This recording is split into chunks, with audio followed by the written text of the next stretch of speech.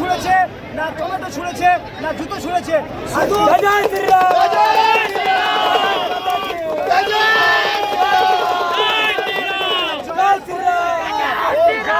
হিসাবে আমরা ডমরু হাতে মাঠে নেমেছি, শুধু আমরা নয়, সাধারণ মানুষ মাঠে নেমেছে। আজকে আমরা হিন্দুত্বর পরিচয় দেখিয়ে দিয়েছি সাধারণ মানুষকে।